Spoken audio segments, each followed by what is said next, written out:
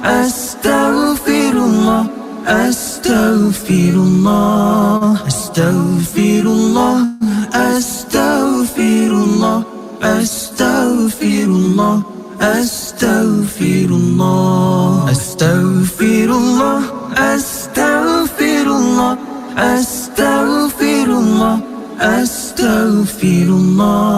astaghfirullah, astaghfirullah, astaghfirullah.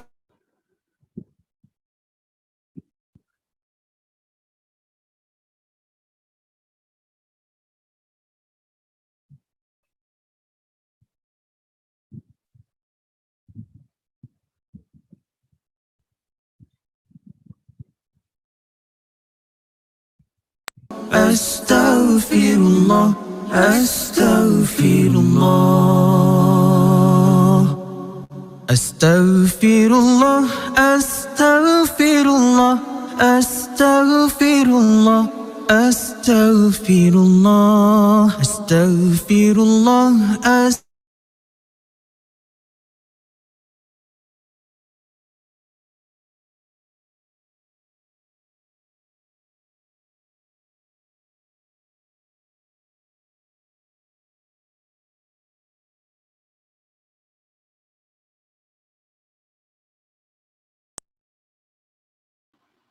Hello, bismillahirrahmanirrahim. Assalamualaikum. Tes suara, boleh dengar tak suara saya?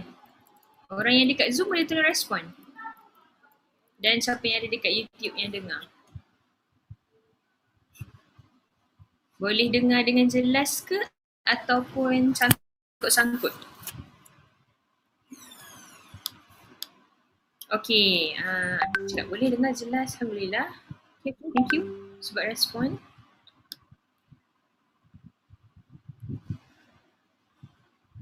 Okey, Assalamualaikum semua. Okey, kita bagi lagi beberapa minit sekejap. Ada orang nak masuk. Saya offkan allow to admit lah supaya mudah. Tak payah admit orang-orang yang nak masuk. InsyaAllah. Oh, dan juga kita ada yang berada di YouTube. Di YouTube pun makin lama makin ramai. Boleh share-sharekan dekat kawan-kawan. Untuk sesi kita hari ni, insyaAllah lepas dah lama kita tak dapat buat live stream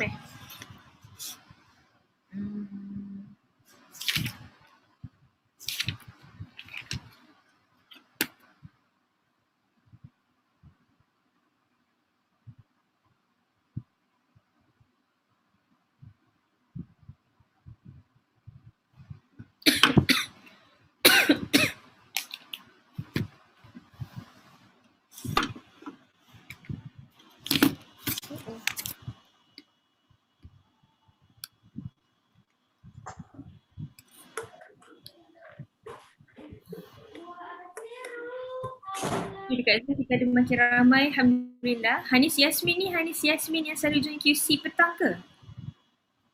Hanis Yasmin Pahang? Ke bukan? Cik, takut salah orang.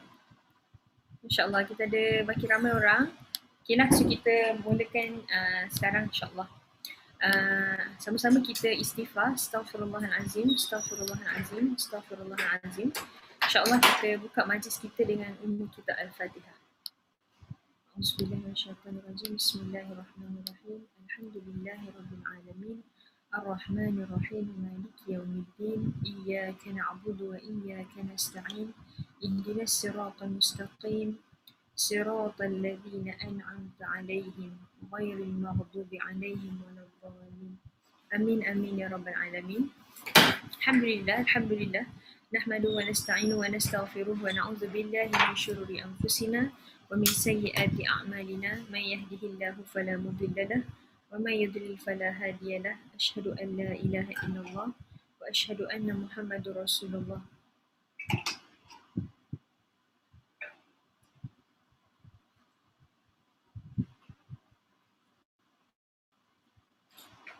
Oh, sekejap ada orang kata dia tak dapat nak buka link.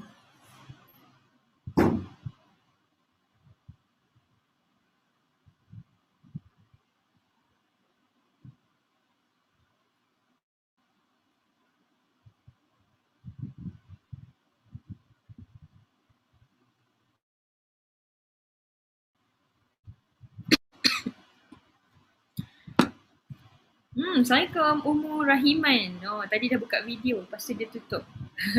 Malu-malu. Okey, dan semua yang berada bersama dengan kita, kita ada Laili, kita ada Jannah, kita ada Yasmin dan ramai lagi lah yang kalau saya sebut tak dapat lah nak sebut semua, dan juga yang berada di YouTube. Yang di YouTube kalau ada apa-apa masalah boleh tulis dekat ruangan chat. So sekarang number semakin increasing. So insyaAllah petang ni sama-sama kita nak bertazkirah asar.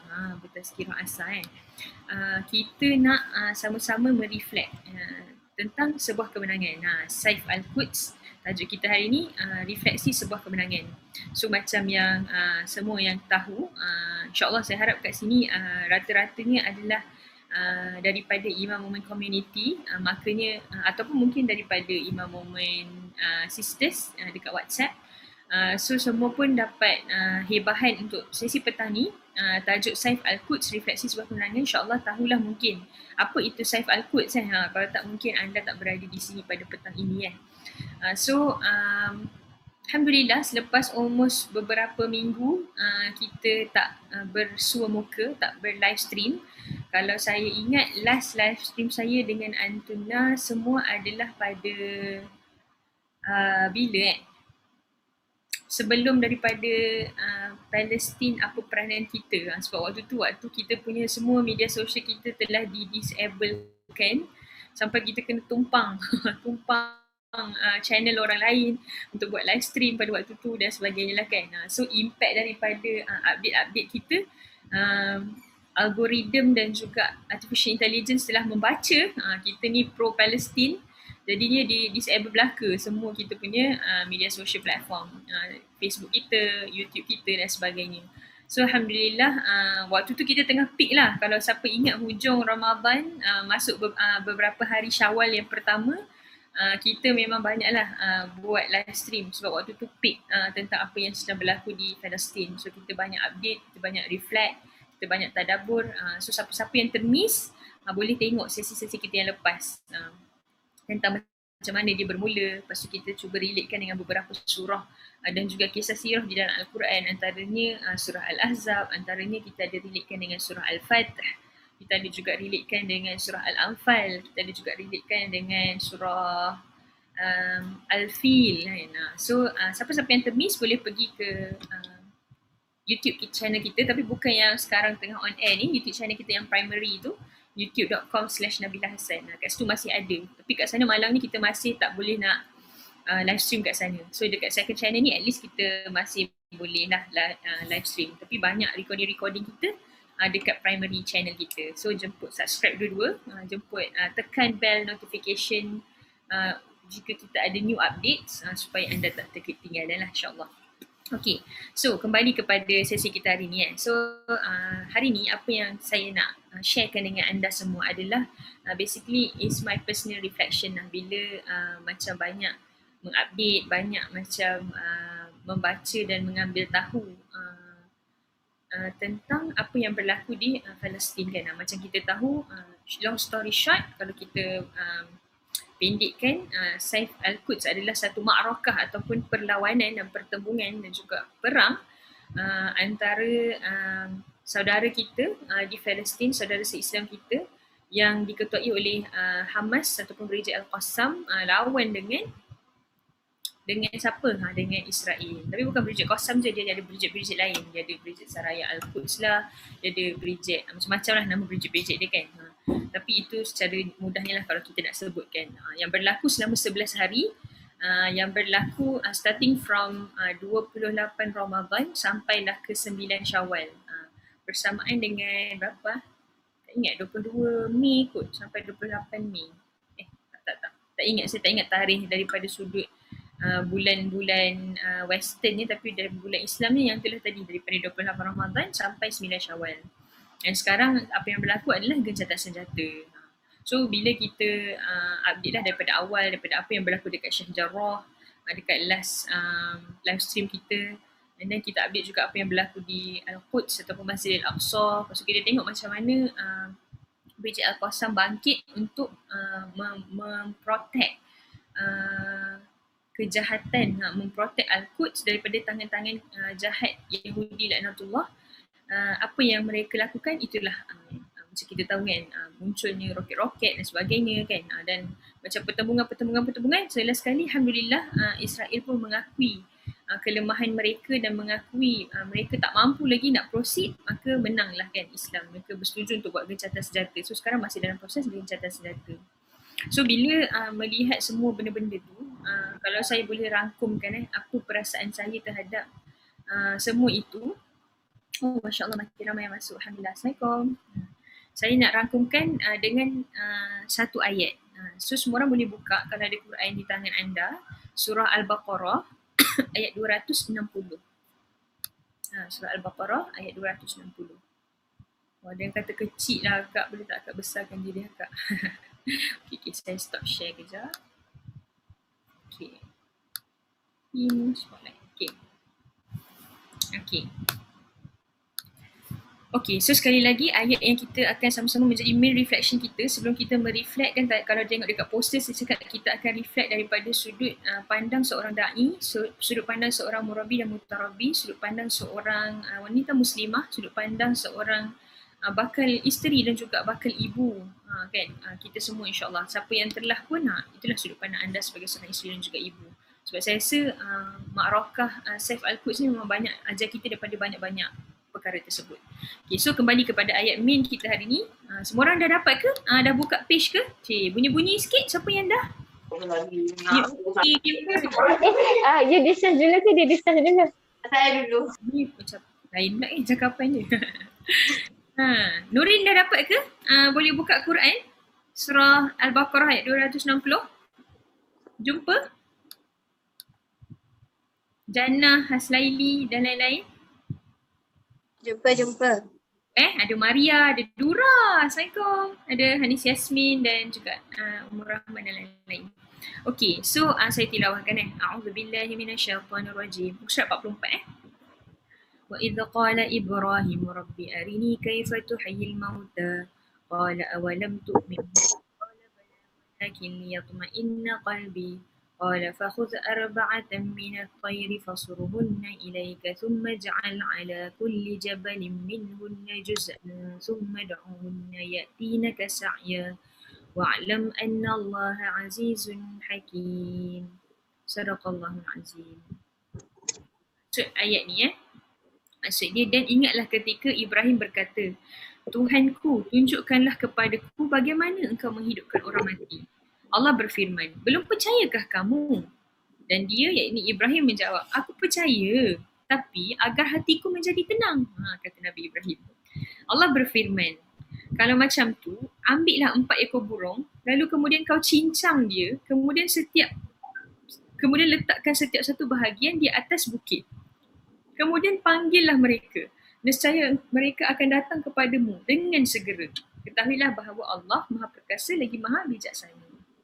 Okay, so jemput. Kita ada kawan-kawan di darat juga, di studio kita bersama-sama dengan kita. So kita baru lepas TNT surah Al-Baqarah ayat 260 yang akan menjadi base perbicaraan kita pada hari ini. Okay, so ayat yang kita petik adalah daripada surah Al-Baqarah ayat 260 ni tentang kisah Nabi Ibrahim. Okay, Nabi Ibrahim, apa isu dia? Isu dia ni kan kita tahu dia ni adalah seorang Nabi Allah. Bahkan digelar Khalilullah kan. Yang hidup dia ni tak putus-putus dengan ujian. Daripada kecil dekat kampung dia ada orang sembah berhala. Sebelum tu lagi dia mencari-cari Tuhan yang sebenar kan. Dia tengok bintang, matahari dan sebagainya. Dia kata ini besar, ini mesti Tuhan. Tiba-tiba tapi matahari lebih besar, tantang ni Tuhan. Tapi tenggelam juga kan. So last sekali dia macam give up kan. Macam dah lah, aku tak tahulah yang mana satu Tuhan, tapi aku tahu adanya Tuhan sekalian ada, menyebabkan dia tunduk kan.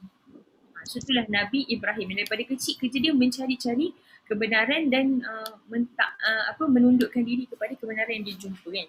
So bila dia dah mula rasa fitrah kebenaran tu, dia pun bila tengok kaum dia sembah berhala lah dan sebagainya, dia pun macam no, this is not what we supposed to do kan. Dia tak sepatutnya macam kita lah yang buat berhala tu, lepas tu tiba-tiba kita pula sembah dia kan.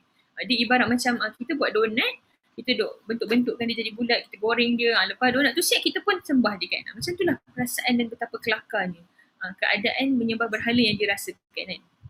Khalilullah tu maksud dia kekasih Allah. Ada yang tanya. Lupa pula dia kata. Tak apa. Sebab itulah kita saling memperingatkan dengan sharing-sharing kita insyaAllah. Okay. So, kembali ke situ, lepas tu apa yang berlaku? Dia pun dibakar. Long story short, dia dibakar masuk dalam api sebab dia seorang-seorang go against dengan apa yang kaum dia percaya kan. Jadi kaum dia ni, termasuk ayah dia ni bengang dengan dia kan sebab hancurkan berhala dan sebagainya, masukkan di dalam api. Tapi disebabkan oleh dia meyakini bahawa Allah tu akan menjaga dia, dia tak buat benda yang salah, dia buat benda yang betul, dia cuma nak beri kefahaman kepada orang lain tentang hakikat al-haq yang sebenar, maka dia yakin Allah akan jaga dia. Walaupun physically dia dimasukkan dalam api kan. Sampailah kita tahu lepas pada tu Allah berfirman kepada api, wahai api menjadi dinginlah kamu untuk Ibrahim kan. And guess what? Even the impossible become possible. Even benda yang illogical jadi logik bila Allah masuk campur, bila ada divine intervention. Apa yang berlaku? Api tidak membakar Ibrahim. Terselamatlah Ibrahim. Lepas tu kita tahu dia pun larilah keluar, diusir daripada kampung dia. And then berterusan kisah dia.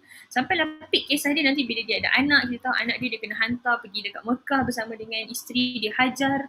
Lepas tu anak tu kena tinggalkan, yang isteri dia macam nak tinggalkan ke? Lepas tu dia pun macam macam tu lah kan. Lepas tu isteri dia pun tanya, adakah ini apa yang Allah dan Rasul suruh kan? Dia pun kata ya kan. Jadi dia kata isteri dia pun hebat. Isteri dia kata apa? Kalau lah itu apa yang Allah dan Rasul suruh, maksudnya mesti mereka takkan menyia-nyiakan kami di sini. Starting daripada tu tumbuhlah satu penghidupan di satu kota yang gersang, yang tak macam Mekah yang sekarang. Tumbuhlah penghidupan dan sebagainya. Peak dia bila? Peak dia dah lama tak jumpa anak, Allah suruh pisahkan, tak apa lagi. Tiba-tiba mimpi Allah suruh apa? Allah suruh sembelih anak dia. Dan walaupun dalam keadaan keberatan, dia buat juga kan. Okay. Lepas tu kat mana isu ni? Cerita ni datang in the middle of timeline dia membuktikan keimanan dia kepada Allah tu.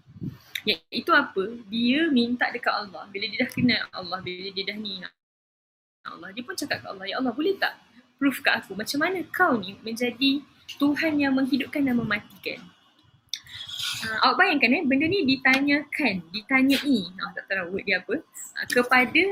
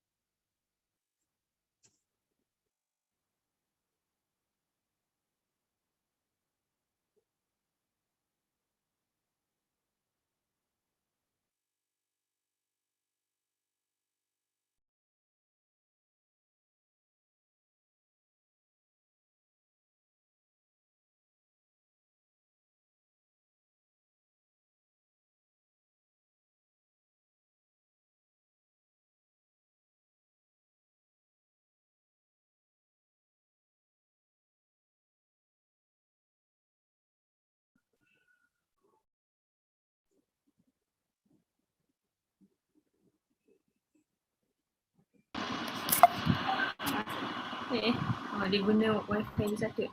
Okey, saya terkeluar tadi rupanya kawan-kawan. Okay. Kawan-kawan yang berada di sini masih bersama kami. Maafkan saya akan keadaan internet yang sedikit menggusarkan kita. Masih insyaAllah. Okay. Boleh saya cakap sikit? Tak adalah sendu sangat kan. Saya bersendirian. Okay, sekejap saya tanya orang-orang kat YouTube. Orang-orang kat YouTube okey ke orang kat YouTube? Tak, maaf lah, kita terputus pula. Terputus pula. Okay, kita kembali. Tadi saya terberhenti dekat mana? Last dengar saya cakap kat mana? Part mana? Yang kat Zoom boleh tak respon? Cakap. Dekat part Nabi Ibrahim dah? Dah, yang kemuncak tu. Kemuncak dia ialah bila dia kena balik dan bunuh. Lepas tu apa macam nak relate dengan food ni. Ini ada ke?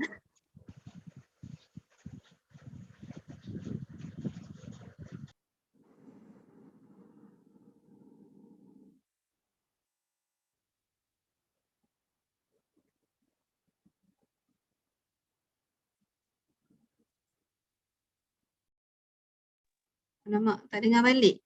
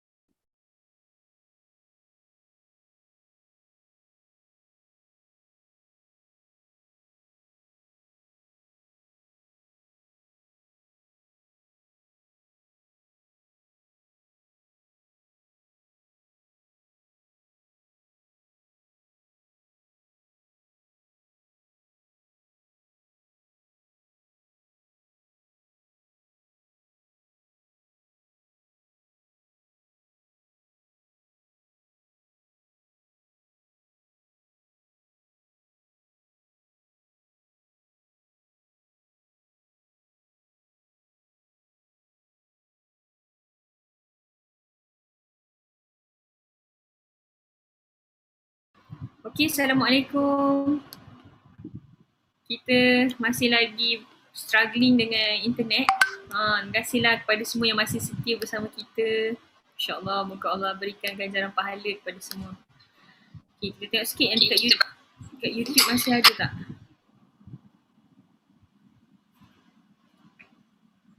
Okey. Okay. Aisyah Rafi. Yang dekat YouTube dapat tak dengar kita? Okey Okey. Diorang kata okey. Terima kasihlah ada penonton yang PM. Mudah kita. Okey, so kita sambung tadi Bismillahirrahmanirrahim.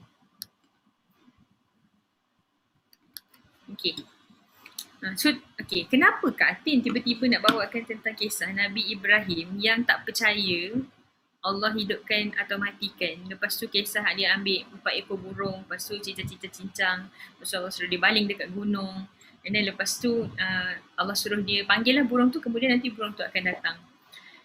Kenapa tiba-tiba bawa benda ni? Di saat kita tengah nak bercerita tentang Saif Al-Quds kan? So ada yang bertanya-tanya macam tu.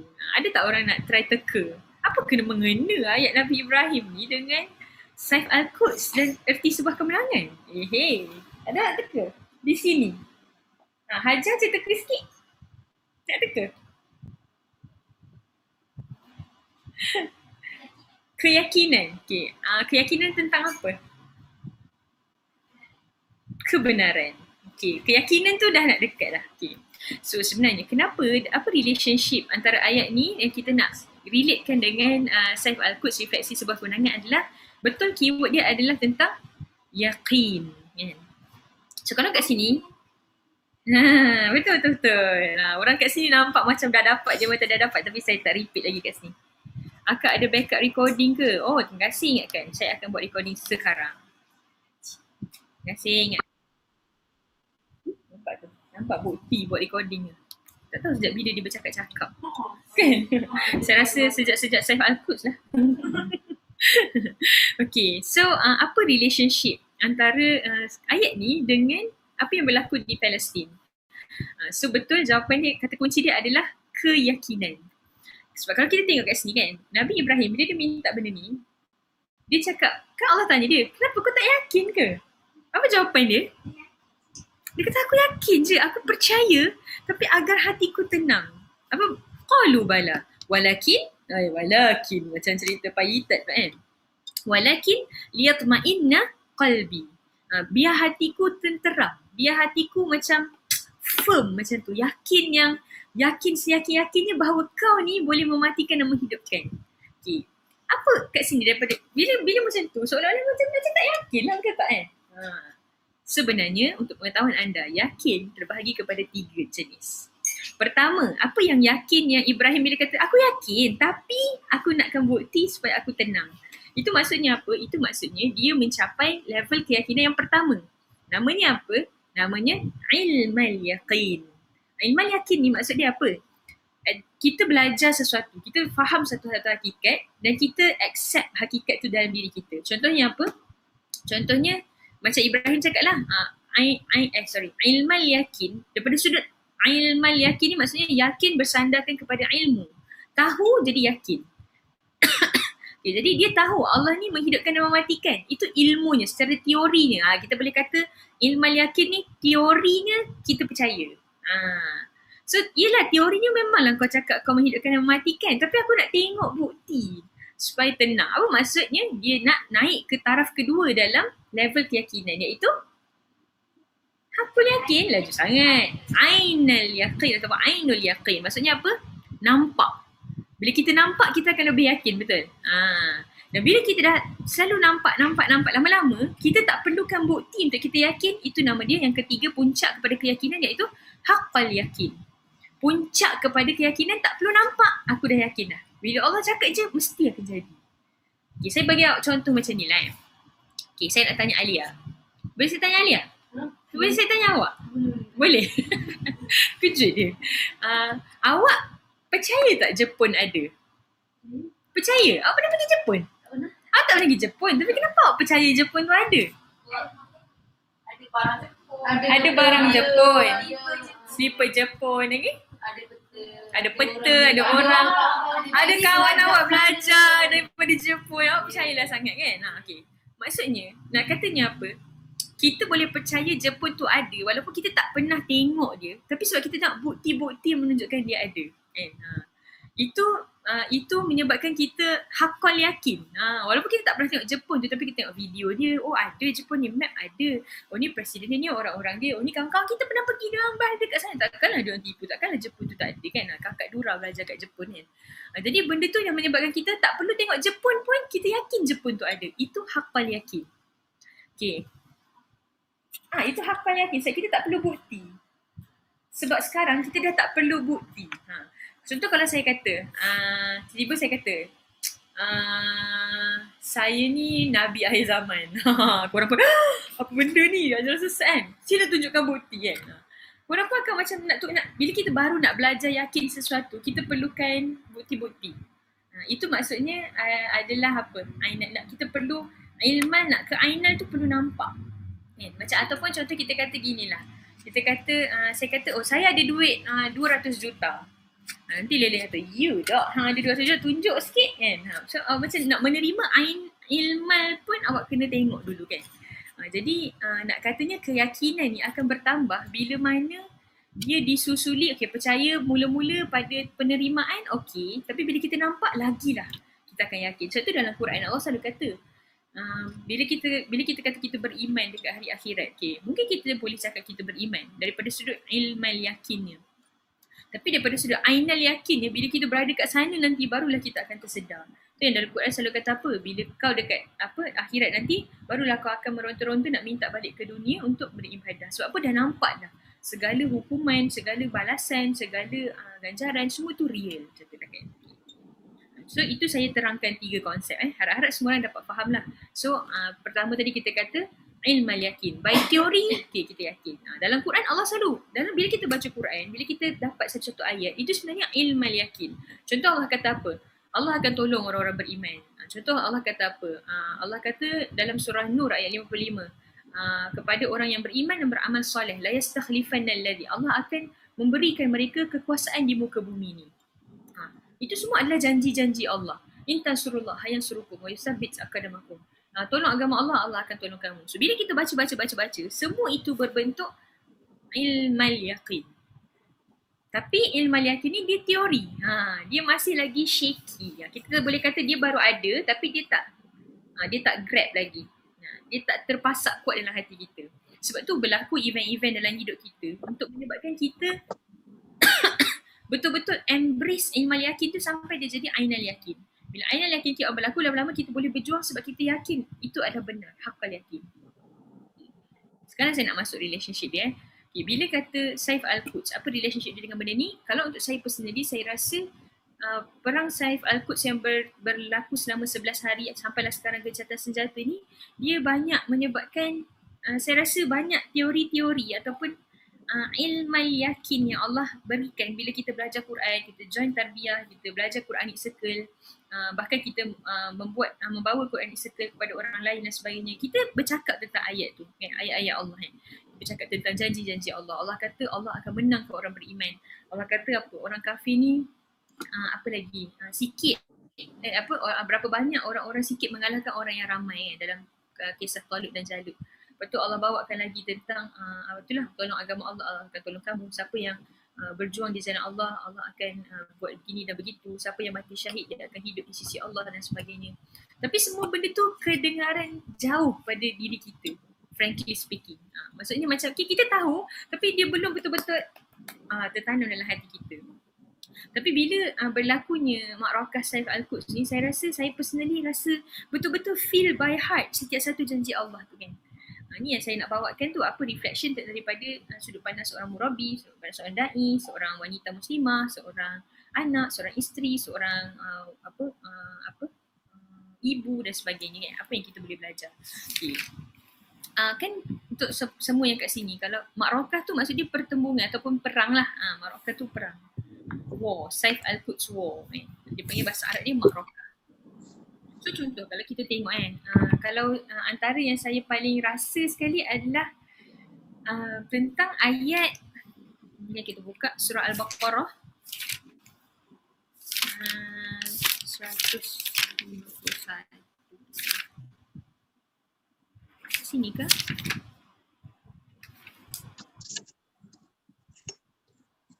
Dekat surah Al-Baqarah ayat 154 Contoh Allah kata, dan janganlah kamu mengatakan bahawa orang-orang yang terbunuh di jalan Allah mereka mati. Sebenarnya mereka hidup tapi kamu tidak menyedarinya. Contoh ayat ni So ini semua kita tahu, okay, orang yang mati syahid ni hidup di sisi Allah dan sebagainya. Tapi bila lepas tu kita tahu macam hidup kita ni al-mautu fi syahid, al-mautu fi sabilillah asma amanina. Cita-cita tertinggi kita adalah nak mati syahid. Okay. Sebelum ni saya macam cakap je kat diri saya, okay, saya nak mati syahid, saya nak ni. Tapi perasaan mati syahid tu rasa macam, to be frank, dia macam jauh kan. Kita rasa macam mati syahid macam mana macam tu kan.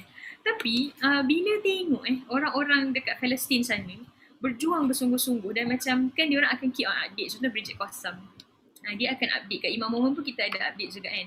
Wajah-wajah orang yang syahid kan. Setiap hari akan ada kan pada waktu 11 hari tu kan.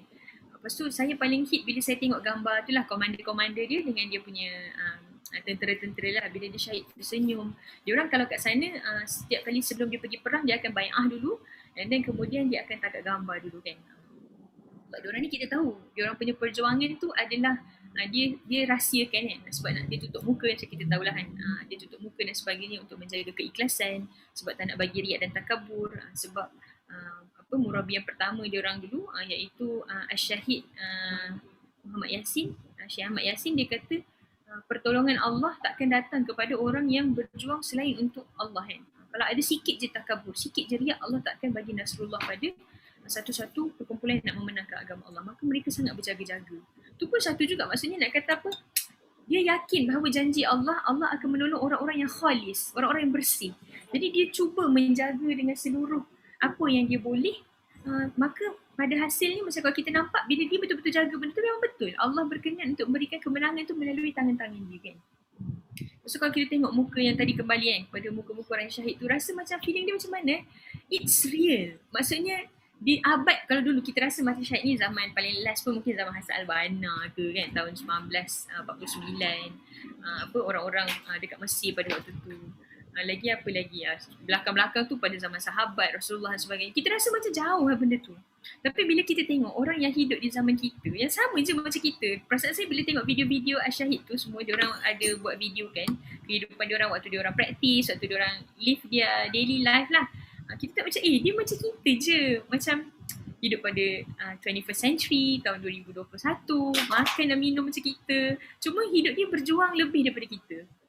Saya sukalah ada satu puisi daripada Philip Xiao. Dia kata, bila tengok para syuhadat dekat Palestin ni, dia kata membuatkan dia terfikir, kita pun terfikir, mereka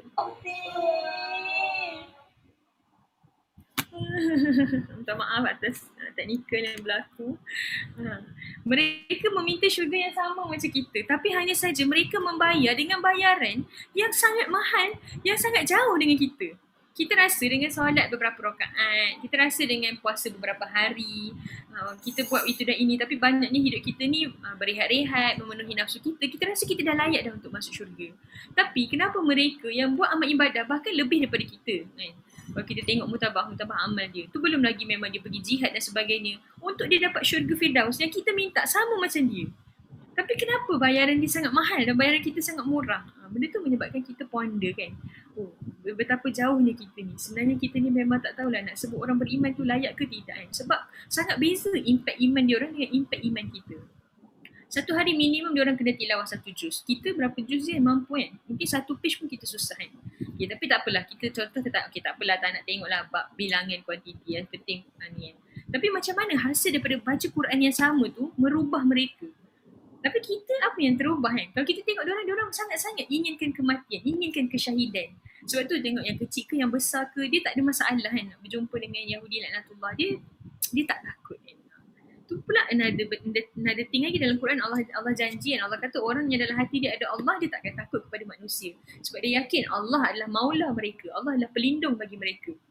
So kita tengok macam mana dalam kisah-kisah Ma'rakah Saif Al-Quds ni, even dia punya orang atas ke orang bawah ke, semuanya tak takut kan. Macam contoh baru ni Yahya Sinwar kan, dia punya presiden Hamas tu, dia berjalan, dia tahu semua orang nak bunuh dia.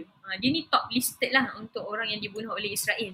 Tapi dia boleh, dia bagi can lagi. Dia kata, okay, kau nak bunuh aku, aku akan jalan kaki balik rumah selama 60 minit. Waktu tu tembaklah aku dengan apaci kau ke apa ke. Dan dia berjalan dengan sangat happy-nya kan. And guess what? Tak ada apa-apa pun berlaku. So sangat sukalah. Ada satu ucapan dia kata gini. Dia quote ayat Quran. Saya tak ingat ayat mana. Tapi dia kata lagi ni. Aku ni dah umur 59 tahun. Aku ni dah tua. Aku yakin ajal aku berada di yadullah, berada pada tangan Allah, bukan tangan-tangan mereka yang berada di sana. Jadi kalaulah mereka berusaha satu dunia ni berkumpul untuk menjatuhkan aku ataupun membuat menjatuhkan mudarat pada aku, tapi kalau Allah tak benarkan, mereka tak akan mampu. Tapi kalaulah berkumpul satu dunia untuk bagi manfaat kepada aku, tapi Allah kata tidak, maka manfaat itu tak akan datang pada aku. Nak katanya apa? Allah yang akan menetapkan. Kalau Allah dah kata aku akan syahid, aku akan mati, aku akan matilah. Tapi kalau Allah kata tidak, larilah macam mana pun aku tak akan mati.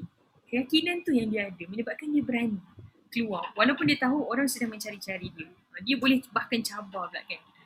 So, tu yang saya kata tu apa? Inilah burung-burung tu. Burung-burung yang Nabi Ibrahim minta tu. Maksudnya kita nampak orang depan mata kita yang boleh percaya Al-Quran to the extent, maka kenapa kita tak boleh percaya macam tu? Menggantungkan seluruh kehidupannya kepada Allah. Kalau kita tengok pula siapa komander Al-Qassam, Muhammad Deif kan, dah berapa puluh tahun orang cari nak bunuh dia. Tapi tetap saja orang tak jumpa dia. Walaupun Israel tu dengan kemantapan teknologi perangnya, CCTV dia lah, apa semua, you just name it. Kalau dia nak locate orang, dia boleh je guna dengan semua teknologi dia. Tapi kenapa dia tak boleh jumpa Muhammad Deif kan? So nak kata bila Allah masuk campur, hatta segala material things yang kita ada dekat bumi ni takkan boleh buat apa-apa bila Allah masuk campur kan. Lepas tu kalau kita tengok pula dalam perang tu juga dikabarkan ada 300 roket Israel yang tidak meletup. Dia jatuh-jatuh tapi tak meletup. Tu another thing yang menyebabkan kita ainal yakin. Maksudnya apa? Kalau Allah dah tulis orang tu akan mati pada sekian, dia akan mati. Tapi Allah kata tidak. Tidaklah, walaupun yang dihantar tu adalah roket. Allah boleh buat apa sahaja termasuk menyebabkan roket yang sepatutnya meletup. Lawan sunatullah dia jadi tak meletup. Semua benda tu boleh jadi bila Allah masuk campur. Jadi benda tu menyebabkan kita lebih yakin untuk menjadi orang-orang yang beriman dan bertakwa. Allah kata Allah akan jadi maula bagi mereka. Allah akan jadi pelindung. Di saat satu dunia tidak melindungi Gaza, di saat satu dunia tak ada siapa pun yang boleh melindungi orang-orang di Palestin, tapi bila Allah janji beriman dan bertakwa, Allah, aku akan jadi maula kamu. Sebab tu Gaza Strip yang sangat kecil itu sampai sekarang tak hancur-hancur. Sebab apa? Di atasnya ada yadullah, ada tangan Allah yang sedang menjaga dia. Sebab kalau kita fikir logik kan, diorang hantar satu bom Nagasaki, Hiroshima dulu kan, hancur dah Gaza Strip tu.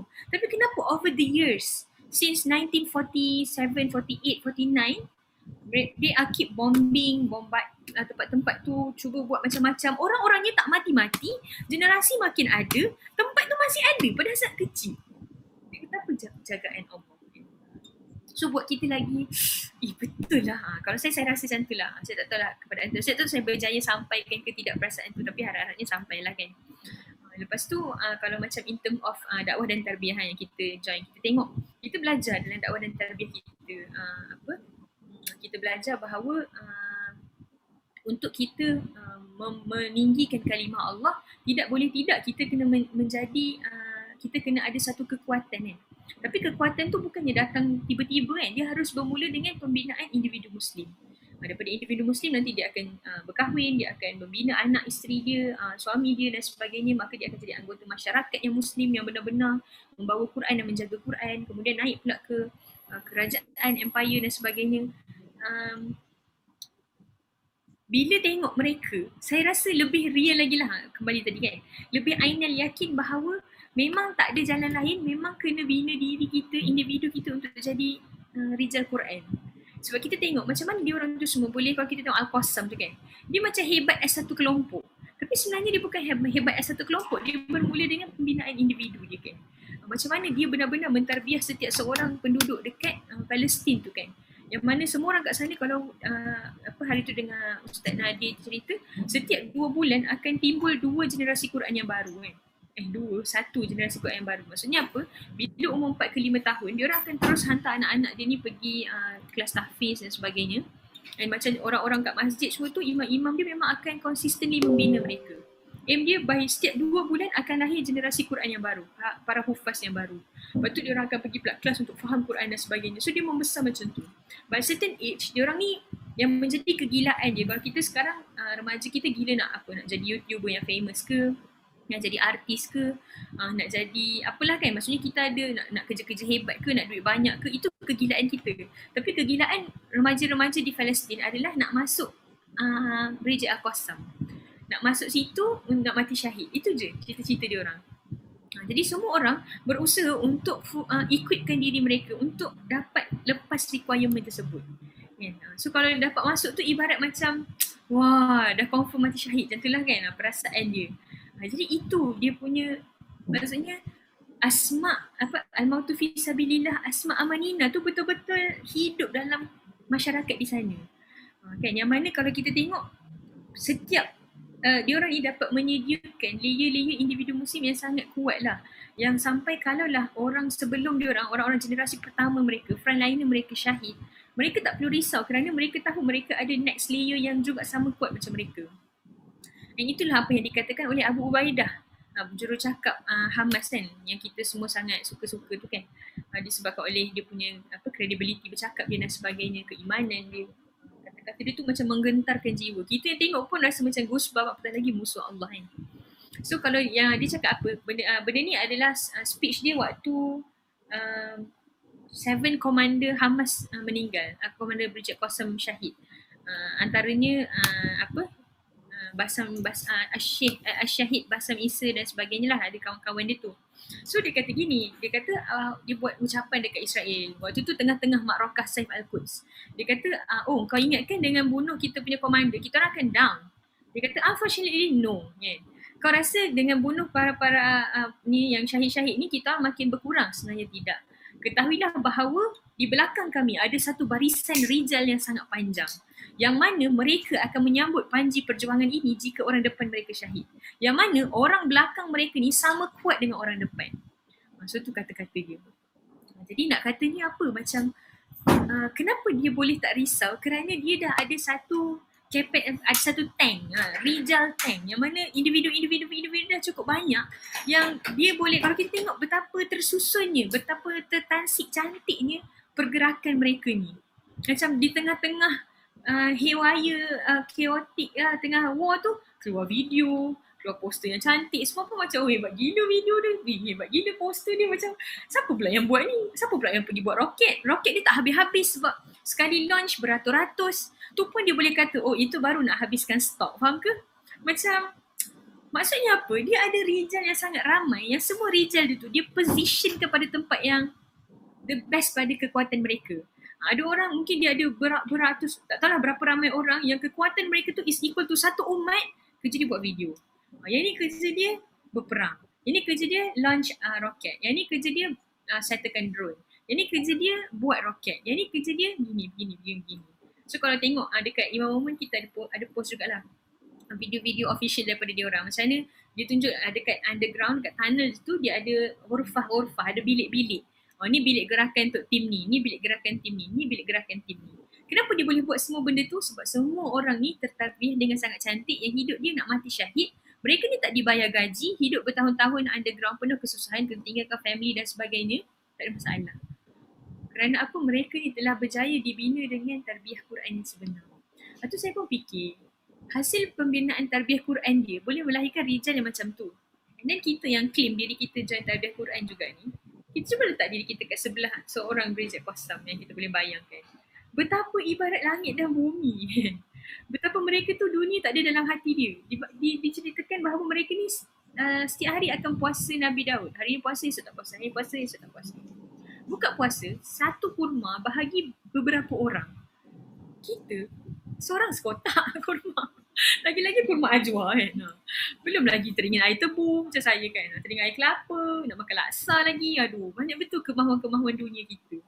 Jadi sebab itulah kita ni, memang logik lah kemenangan tu tak datang lagi pada kita, faham tak? Sebab kita tak pay the price yang Allah janji dalam Quran. Allah dah describe golongan yang macam mana Allah akan menangkan. Jom kita tengok surah 24 ayat 55 kan. Saya suka lah quote yang ni. Saya rasa macam sangat hidup lah ayat ni kan. Surah ke-24, surah An-Nur ayat 55. Apa ayat dia?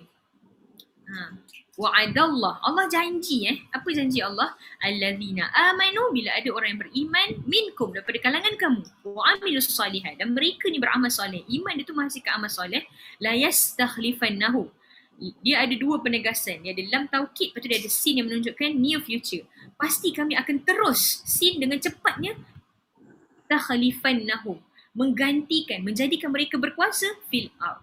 Menjadikan mereka berkuasa di mana? Di muka bumi. Kama stakhlafal ladzina min qablihim, seperti mana kami menjadikan orang-orang sebelum kamu berkuasa.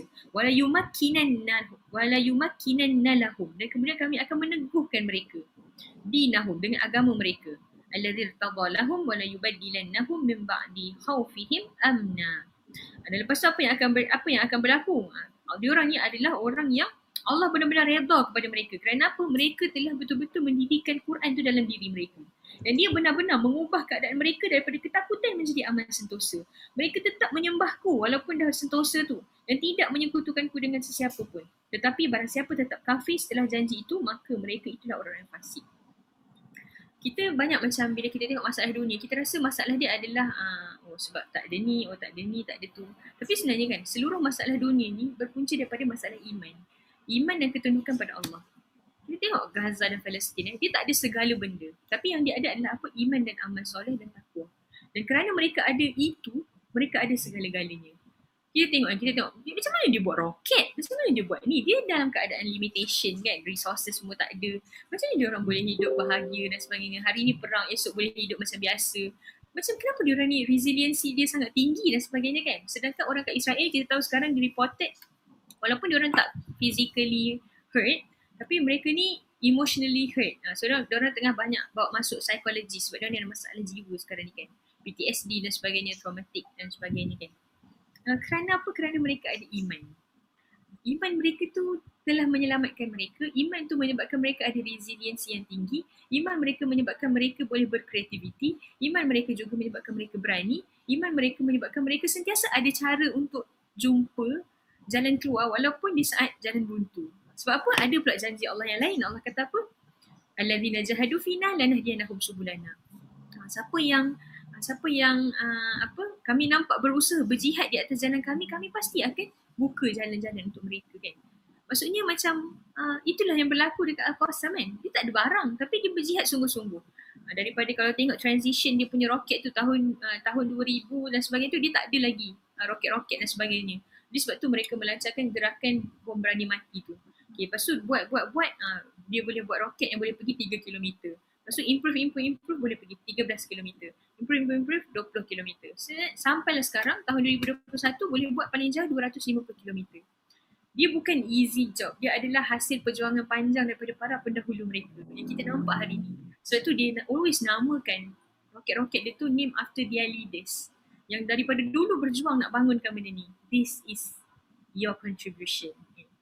So mereka tu tidak mati kan. Dia benar-benar hidup di sisi Tuhan ni kan. So tu taklah, menyebabkan saya macam sangat yakin lah bahawa apa yang kita sedang buat kan, yang kita nampak macam buat benda-benda tak popular, menjadi murabi, membina manusia, asyik ajak Quran, lepas tu orang ni kejap nak tak nak, lepas tu ni jadi, ni tak jadi. Kita jangan putus asa. Sebab memang telah terbukti di sana bahawa apa yang kita tengah buat ni, tarbiyah wa takwin tariqun litamkin. Inilah yang menyebabkan mereka tu jadi hebat. Walaupun dia, yang kita berjaya hasilkan tak ramai. Sebab perbandingan, comparison antara tentera Israel dan tentera Hamas, tentera Brigade Qassam, Al-Qassam bilangan dia 4% sahaja. Tapi mereka tetap menang. Tu kat Talut Jalut pula kan. Allah bagi conclusion lepas kisah Talut Jalut, Allah kata apa? Berapa banyak yang dalam sejarah kan, yang sedikit mengalahkan yang ramai. Kerana apa? Itu dilipat dengan surah Al-Anfal, surah ke-8 waktu perang Badar. Allah cakap apa? Kobarkan semangat untuk orang-orang mukmin berperang. Katakan pada mereka kalau ada 20 orang yang sabar, dia akan dapat mengalahkan berapa orang. Kalau ada 10 orang yang sabar, dapat mengalahkan berapa orang. Itu apa tu? Itu ratio. Kenapa boleh jadi macam tu? Related pada dengan surah An-Nahlu. Bila Allah kata, Ibrahim kana ummah. Ibrahim strength dia tu ibarat satu umat. Maksudnya apa? Orang-orang yang betul-betul bina diri dengan Quran, seorang dia ibarat satu institution. Seorang dia ibarat 1000 di mata musuh Allah. Sebab tu Muhammad Dif ni sangat ditakuti. Dia ni ibarat satu battalion. Sebab tu orang sangat nak bunuh dia kan. Tu sebab apa tu? Kenapa numbers kita, value kita jadi different bila kita faham ayat tu? Kerana adanya tarbiyah Qur'aniyah dan impact iman yang mengalir di dalam jiwa. Hasil daripada tarbiyah Quran yang konsisten tadi tu. So sebab tu, it's not about the numbers. Contoh bila kita buat tarbiyah kan, contoh dekat sini ada yang para murabi, down kan. Kita ni asyik sikit je. Tengoklah orang-orang jahilah tu ramai. Kita ni asyik buat, tak ramai.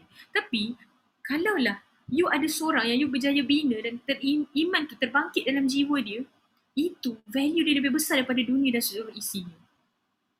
Itu yang dikatakan dalam tafsir surah Nuh kan. Bila mana cerita pasal Nabi Nuh buat dakwah lama tapi mutarabi dia ataupun umat dia tak ramai yang beriman. Tapi kenapa dia keep on buat? Sebab Allah bagi tahu satu hakikat. Wahai Nuh, kalaulah diorang ni tak terbangkit dengan dakwah yang kau buat, at least kau tu sendiri terbangkit dengan ayat-ayat aku yang kau sampaikan kepada mereka. Dan terbangkitnya iman dalam hati seorang individu Muslim itu lebih besar daripada hakikat langit dan bumi. Dan dia akan dapat buat macam-macam. Sebab tu kita tengok Nabi Nuh, dia buat binaan kapal tu sendiri. So dia pun kana ummah. Dia pun ibarat satu ummah. So itu semua benda adalah satu ilmu yakin yang Al-Quran turun kepada kita. Oh kalau begini dan begini macam ni. Tapi kita cakap oh ya ke? Tapi kita tengok oh memang betul. Tengoklah sekarang macam ibarat perang Badar 2.0. Sikit barang perang dia mungkin kita nampak hebat. Tapi taklah sehebat Israel punya. Israel punya hebat gila kot. Tapi dia tak boleh menang. Kerana apa? Iman. Dia membayar 2 qanun. Pada surah Al-Anfal pula. Sorry lah kalau saya pick. Sebab tu untuk orang yang dah lama join Quran Circle mungkin dia dapat follow. Untuk orang yang baru mungkin sebab tu kita kena join tarbiyah lagi kan. Supaya kita boleh dapat jis kefahaman ni daripada semua surah-surah yang kita baca. Dalam surah Al-Anfal pula Allah cerita tentang apa yang menyebabkan menang tu datang. Ada 2 qanun, ada 2 law. Pertama qanun materi, kedua qanun rabbani. Pertama kena jaga part rabbani, hubungan dengan Allah, keimanan dan sebagainya. Dikatakan oleh Sayyidina Umar, dia kata apa? Kita ni takkan pernah boleh menang disebabkan material yang kita ada. Tapi kita menang kerana pertolongan Allah. Dan pertolongan Allah hanya turun kepada orang-orang yang beriman dan bertakwa. Sebab tu aku risau kalau tentera Islam bermaksiat.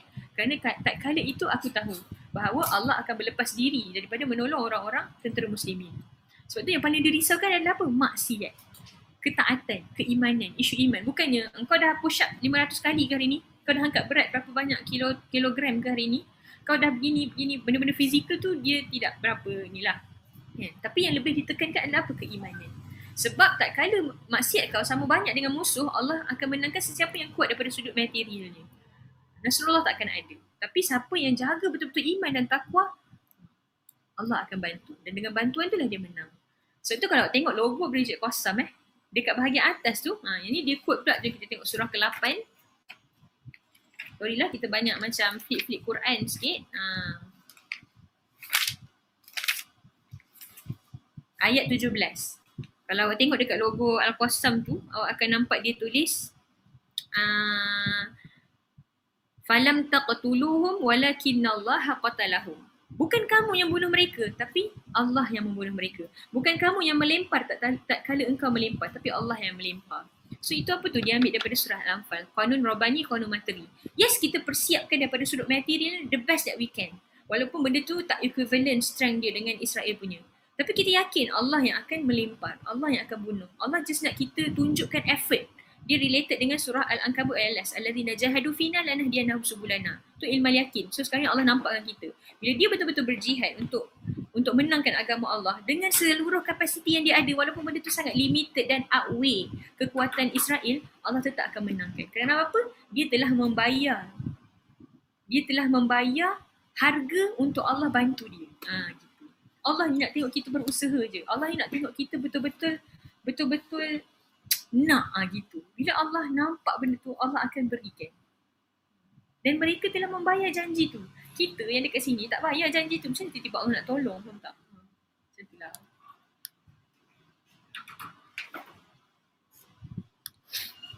Jadi secara kalau untuk dakwah dan tarbiyah dalam in term of menjadi murabi dan sebagainya, saya makin yakin lah tentang kenapa saya masih nak berada di sini over the years. Macam kadang-kadang macam serabut je lah juga bila kita makin lama dalam BNT. Tak ada lama, barulah sekejap je pun, poyo-poyo je kan. Tapi kita nampak macam sampai bila? Daripada dulu kita asyik buat benda ni.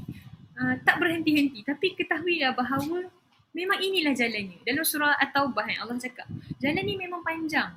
Kalau lah jalan ni mudah, best, pastilah mereka tak akan mengikuti kamu wahai Muhammad. Allah cakap kepada Nabi Muhammad.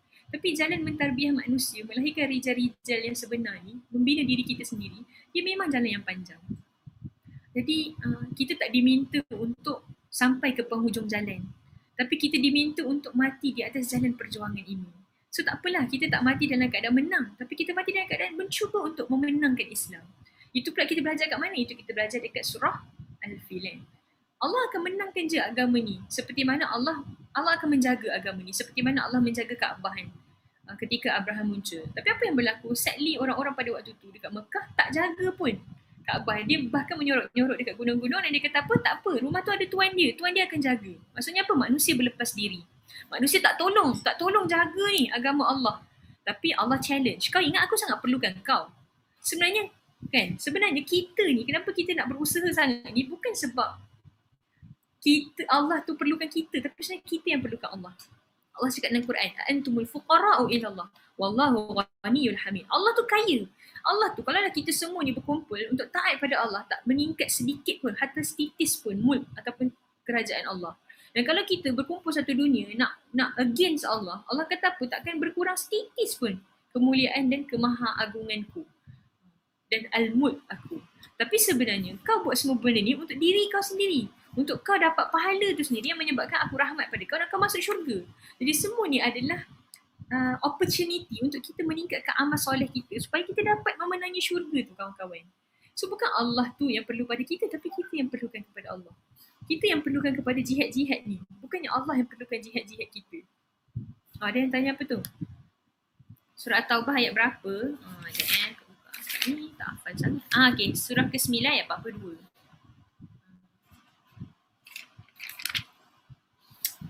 Jadi saya rasa personally Saif Al-Quds ni betul-betul lah buat saya makin yakin untuk terus memberikan lebih banyak lagi dan benar-benar menginfakkan seluruh kehidupan saya, harap-harapnya benar-benar untuk jalan juang ini. Maksudnya untuk jalan teruslah di jalan tarbiyah yang membina manusia, yang walaupun manusia hargai ataupun tidak kita, yang walaupun kita ni macam tak ada apa-apa je yang kita dapat tapi tidak boleh tidak, memang inilah jalannya. So buat kita makin yakin yang yes, I want to fully serahkan seluruh hidup kita, masa depan kita, nak susun semua kehidupan kita untuk perjuangan ni. Perjuangan membina rijal, pembinaan membina muslimah Qurani di zaman kontemporari. Sebab kita yakin rijal-rijal inilah yang akan menjadi batu-batu yang akan memenangkan Islam. At least kalau kita mati, kita boleh cakap ke Allah yang kita berusaha untuk membuatnya. So itu daripada perspektif dakwah dan tarbiyah lah seorang murabi. Jadi dia tengok mutarabi kita tahu yang kita kena buat adalah bukan kita seorang jadi hebat, tapi kita nak membina mutarabi kita yang ke bawah untuk jadi hebat macam orang-orang terdahulu, macam orang yang dah syahid tu kan. Dan kita akan nampaklah kita dekat dalam BNT ni bukannya sekadar apa nak bawa usrah, nak ada adik, lepas tu dah habis kan. Tapi kita ada cita-cita besar. Kita ni nak hidup untuk syahid. Kita ni nak bina agama Allah. Kita ni nak tegakkan agama Allah.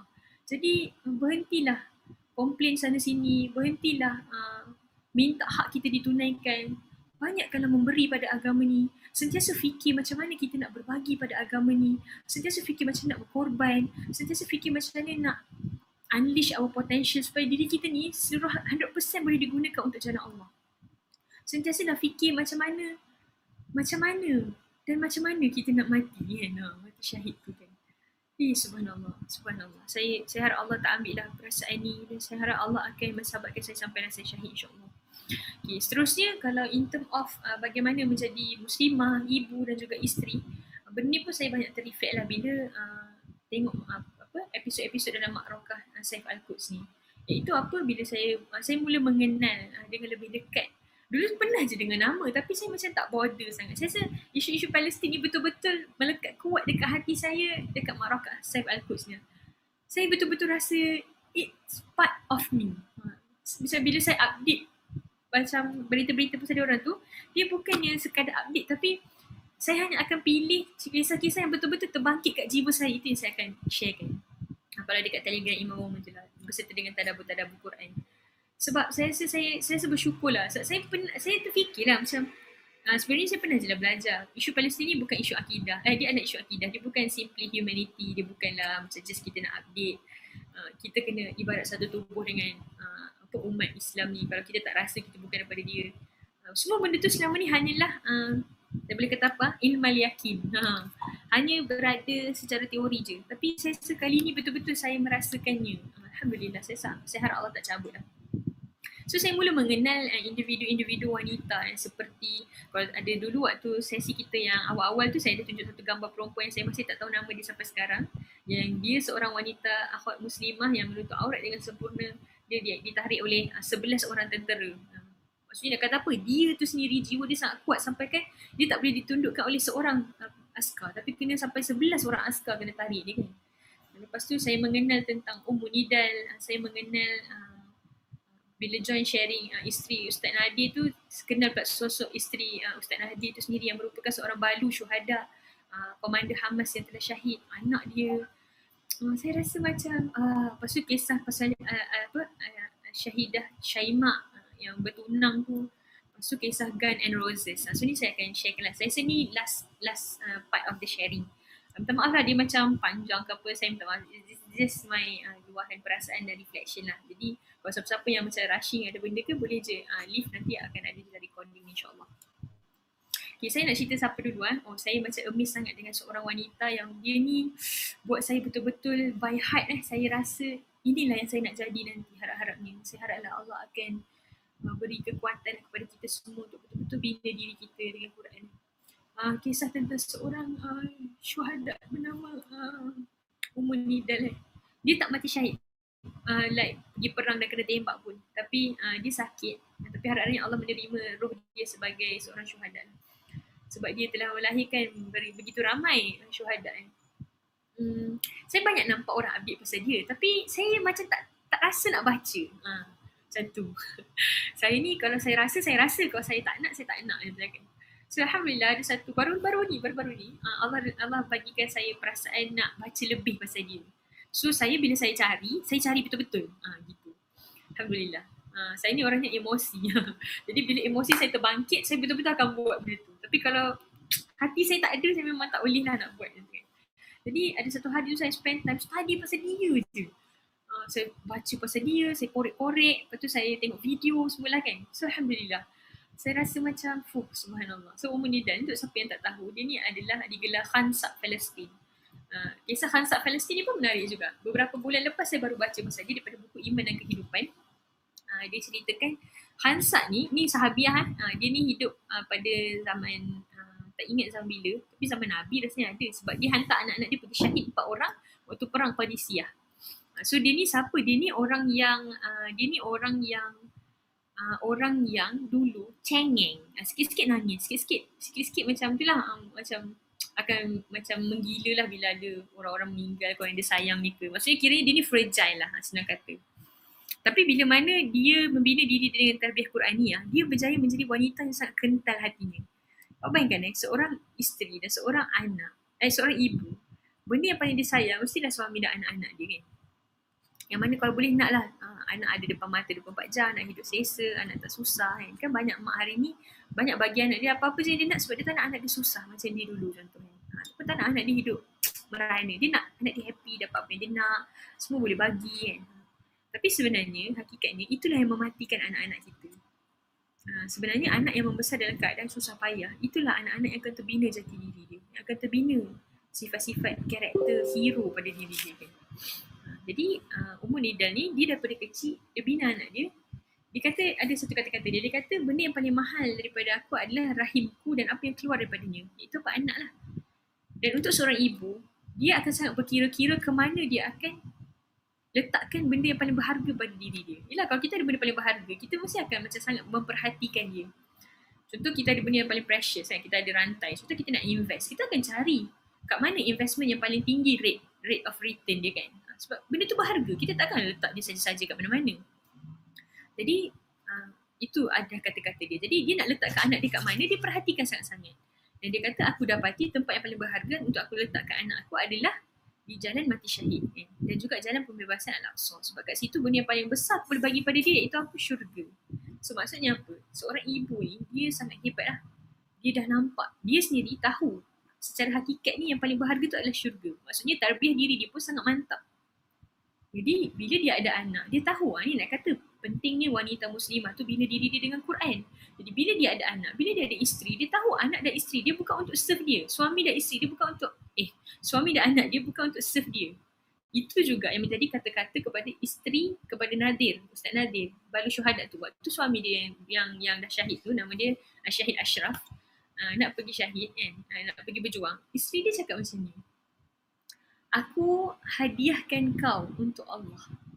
Maksudnya apa? Sebab kan suami dia kan komander Hamas kan, komander Al-Qassam. Jadi suami dia ni akan lama tak dekat rumah dengan dia, akan pergi berjuang, pergi berperang, duduk bawah tanah, susun strategi dan macam-macam, susun kekuatan. Jadi suami dia takkan ada dengan dia selalu untuk apa? Pergi beli barang ke, bagi hadiah ke, surprise birthday, ataupun tolong jaga anak, atau cuci pinggan. Semua benda tu suami dia takkan ada masa untuk tu.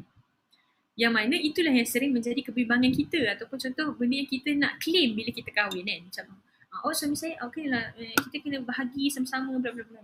Tapi dia seorang rijal muslimah yang faham benar hakikat hidup dan mati, hakikat apa yang dia nak di dunia ni dan hakikat sebenar apa yang dia nak dekat akhirat nanti, dia boleh cakap gitu.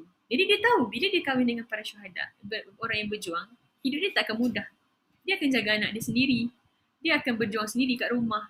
Suami dia tak ada dengan dia, akan menghappykan dia, memanja-manjakan dia macam princess, buat one after another kejutan dan sebagainya, bagi hadiah-hadiah mahal. Benda tu tak akan ada. Kenapa dia longing for that dekat syurga nanti. Saya rasa jiwa yang sangat kuat lah wanita-wanita Palestin yang ada kan. Semualah yang kita tahu nama, yang kita tak tahukan nama, semua tu kan. So itu daripada jiwa ibu, jiwa muslimah yang sangat kuat ni, lahirnya anak yang kuat. Macam Bridget Al-Qassam yang kita tengok, macam orang-orang para syuhada yang kita tengok. Hidup dia tak takut, hidup dia daripada kecil cakap nak mati syahid. Sebab apa? Mak dia tu hebat. Janji ni daripada mana? Secara ilmal yakinnya, dia ada dalam surah At-Tahrim. Allah kata apa? Dalam satu tafsir mufassirin cakap bila cerita pasal ayat yang jagalah dirimu dan keluargamu daripada api neraka. Lepas tu hujung tu nanti dia akan bawa pasal Taubatan Nasuha. Lepas tu hujung tu dia tutup dengan kisah 4 orang yang terbaik. 2 perempuan yang terbaik, 2 perempuan yang tak terbaik. Kisah Maryam dengan kisah Asiyah, dengan 2 lagi isteri Nabi Lut dengan Nabi Nuh. 2 perempuan yang hidup dia sangat susah tapi dia tak boleh beriman. Sampaikan dia ni digelar sebagai the woman that perfected their religion. Lagi dua ni dalam kondisi yang sangat terbaik. Suami dia Nabi kot, tapi dia tetap tidak taat. So dekat sini dibawakan tentang isu wanita. Wanita ni adalah benda yang paling besar sekali yang kita kena perhatikan, kerana pada tangan mereka ni akan lahirnya ketamadunan. Mendidik mereka bermaksud mendidik ketamadunan yang seterusnya. Sebab pada tangan mereka akan terbinanya generasi-generasi masa depan. Sebab tangan seorang ibu ni adalah sekolah pertama dunia.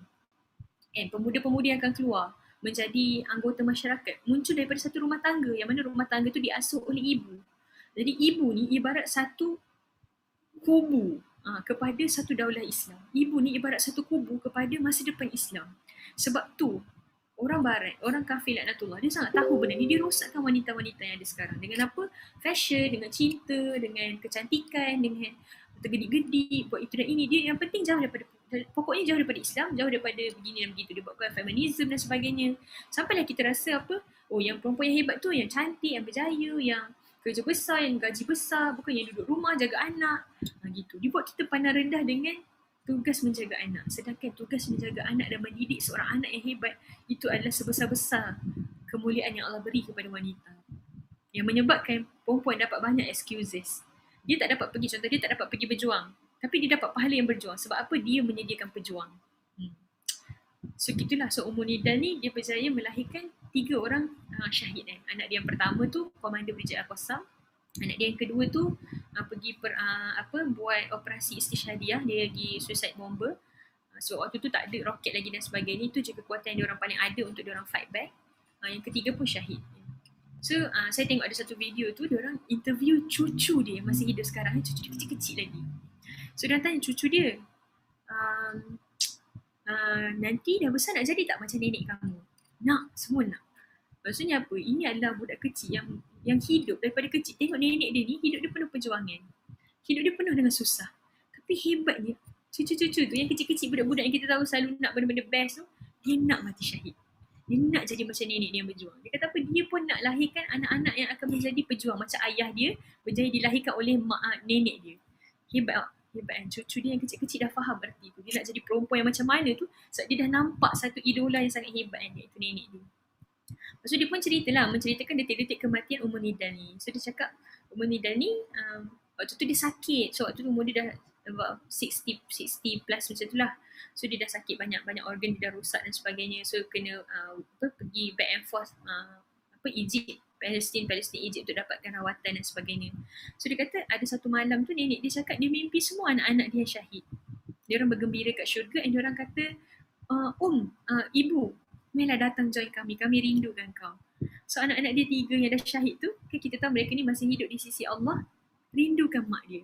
Lepas tu menantu dia yang juga orang yang tidak kurang hebat dalam Brigade Al-Qassam, iaitu siapa? Akil Iman. Dia ni antara panglima-panglima hebat lah yang dah syahid tahun 2014 ke, tak ingat. Perang-perang sebelum ni.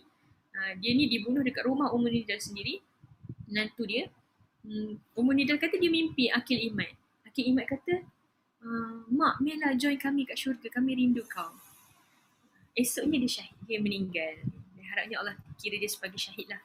So nak katanya apa? Saya kan bila baca tu saya meremang bulu roma. Saya rasa, betul. Syurga, mati syahid, benda tu jadi real. Mereka nampak benda tu sangat real depan mata dia orang. Dan for the first time, saya betul-betul rasa benda tu real. Saya tak tahu nak ungkapkan macam mana. Tapi benda tu lah. So saya rasa macam, saya haraplah betul-betul hidup saya, hidup kita semua, betul-betul kita mengimpikan benda tu. Kalau sebut apa cita-cita kita dah tak nak jadikan kerjaya tu sebagai cita-cita. Kita dah tak nak jadikan kekayaan ataupun standard dunia sebagai ukuran keberjayaan kita. Tapi kita benar-benar nampak, rasa dan mahu dan gilakan dan obsesikan bahawa mati syahid tu sebagai apa yang kita mahukan. Subhanallah.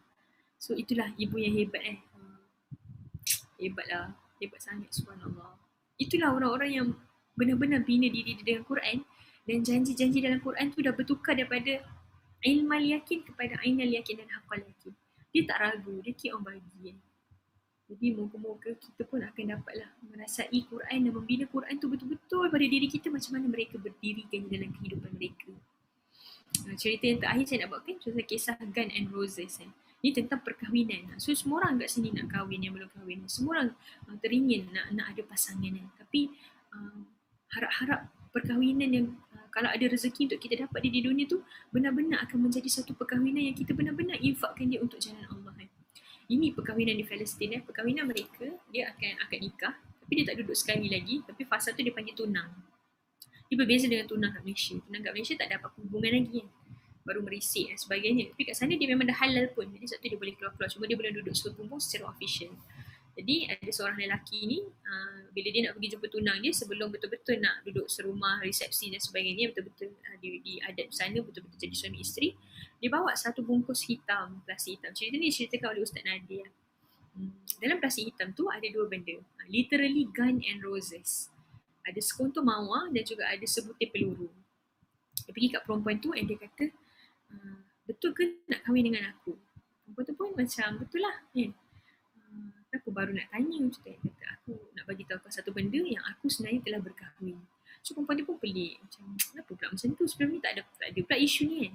So dia pun buka bungkusan plastik tu dan dia tunjuk sebutir peluru. Dia kata, sebelum berkahwin dengan kau, aku telah berkahwin dengan perjuangan membebaskan Al-Quds. Dan ini adalah isteri pertama aku. Aku nak kau tahu, bila kau kahwin dengan aku, kau adalah isteri kedua aku. Perjuangan agama ini adalah isteri pertama aku. Dan apabila isteri pertama memanggil, aku akan pergi pada dia. Aku akan tinggalkan kau. So dia bagi perempuan ni fosi. Masa depan rumah tangga yang macam mana dia akan ada. Dia akan ditinggalkan, suami dia tak selalu dekat rumah, suami dia pergi berjuang, dia kena jaga anak, dia kena didik anak, dia kena hidup sendiri. Suami dia mungkin tak ada di sisi dia, dia kena tough, dia kena independent. Macam itulah kan. Maula dia hanyalah Allah dan sebagainya. Dia tak boleh bergantung kat suami dia. Ramai orang hari ni berkahwin dengan harapan dia boleh bergantung kat suami dia. Sebab itu Allah uji kan. Tapi perkahwinan sebenar makin menyebabkan kita bergantung pada Allah dan makin menyebabkan dua-dua benar-benar jadi ambil khalifah yang mantap. Jadi bila dia dah faham apa maksud suami dia tu, kalau kau setuju barulah aku akan jadikan kau isteri kedua aku. Pada perjuangan ni dia bagi rose kan. So perempuan tu pun aku siap menerimanya. This is the kind of perkahwinan yang mereka ada. Inilah perkahwinan yang didasari oleh iman, yang didasari oleh jihad fisabilillah, yang didasari oleh kedua-duanya nak menjadi ambil dan khalifah. So sebab tu semua orang kat sini, saya cakap ni dalam ni ada wanita-wanita muslimah kan, berhenti baca kisah-kisah cinta ataupun indulge dalam kisah-kisah cinta penipu yang dibawakan oleh movie-movie, novel-novel, cerita Korea. Macam benci-benci lepas tu jadi jatuh cinta, lepas tu 24 jam melekat tak ke mana. Lepas tu kau happykan kau. Lepas tu kita asyik pergi bercuti lah, pergi begitulah, macam ni lah, buat surprise party lah, hadiah lah. Maksudnya itu bukan future rumah tangga yang kita mahukan. Rijal yang sebenar, wanita muslimah yang sebenar, dia mengimpikan perkahwinan yang macam tadi, gun and roses tu. Yang mana dia, tugas dia menyiapkan para pejuang, para syuhada, calon para syuhada untuk dihadiahkan kepada Allah Subhanahu Wa Taala. Dan moga-moga sebab itulah sebelum kita masuk ke alam perkahwinan, kita kena menyediakan diri kita ni dulu, kena kental. Boleh buat macam-macam benda sendiri, tak bergantung, tak manja, taklah semua benda tak reti. Apa lagi, membina diri kita benar-benar dengan Al-Quran tu, nanti supaya kita boleh bina anak-anak kita dengan Quran. Itulah yang kita nak persiapkan pada diri kita. Bukannya sibuk menjaga kecantikan fizikal, tapi last sekali kualiti diri sebagai seorang mujahidah tu tak ada pada diri kita. Jadi benda tu lah yang saya rasa Saif Al-Quds ni betul-betul something lah yang Allah hadiahkan untuk kita semua di seluruh dunia, untuk benar-benar rasa bahawa semua janji Allah tu is real. Saya betul-betul rasa yang ayat Quran ni betul-betul hidup lah bila saya tengok kisah-kisah tu. Sikit galakkan yang ramai, orang kafir takut dengan umat Islam, Allah put fear into their heart, Allah berkuasa atas kedua-dua. Hizbullah dan juga Hizbul Syaitan, dua-dua Allah berkuasa. Allah tahu apa yang mereka rancang dan Allah backfire balik. Wa makarullah wallahu khairul makirin. Benda tu ada semua dalam kisah-kisah Ma'rakah Saif Al-Quds ni.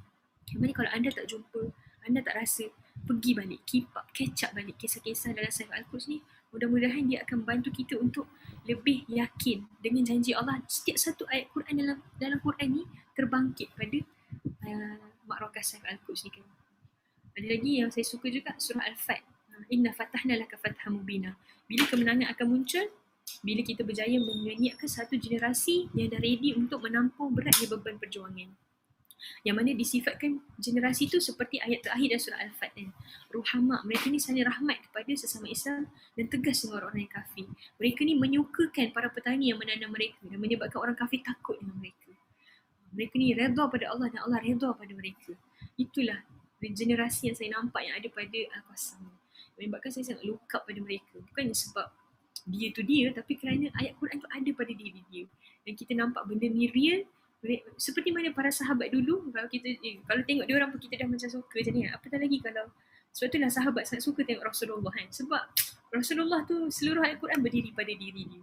So kita haraplah Allah akan sudi benar-benar bantu kita untuk membina diri kita, membina generasi kita. Walaupun bukan daripada darah kita sendiri, kita membina generasi umat kita. Apa lagi? Supaya Allah mematikan kita dalam keadaan berjuang, benar-benar menghabiskan umur kita dan segala kekuatan yang kita ada untuk menjadi abid dan khalifah dan mati di jalan Allah, syahid, terlepas daripada kebangkitan, bukan kebangkitan, kena beratur-beratur mizan dan sebagainya tu kan orang mati syahid terlepas kan daripada hisab yang sangat berat, terus masuk syurga dan dapat tarik 70 orang yang dia sayang masuk ke dalam syurga. Subhanallah. So moga-moga Allah menjadikan kita rijal siddiq. Moga-moga Allah benar-benar memilih kita untuk tetap hidup di bawah naungan Quran, seronok menjadi hamba Allah dan seronok menghabiskan seluruh nyawa kita untuk diperapa-apakan oleh Allah untuk menegakkan agenda Quran dan agenda Allah, insya-Allah. Aku lupa hadza wa astaghfirullahalazim wa lakum. Saya minta maaf kalau tak seperti yang di-expect oleh antum. Tapi ini adalah personal reflection saya yang saya rasa saya perlu berbagi dan selfish kalau saya simpan dia sendiri. Mungkin dia tak best macam ustaz-ustaz lain cakap, mungkin dia tak teratur macam sharing-sharing lain, tapi saya harap sedikit sebanyak akan dapat menyentuh jiwa-jiwa yang kita tak tahu siapa yang mendengar ni, yang join sekarang, yang akan tengok recording nanti dan sebagainya. Dan mungkin diri saya in few years back saya dengar balik benda tu akan membangkitkan diri saya sendiri, insya-Allah. Wallahu alam.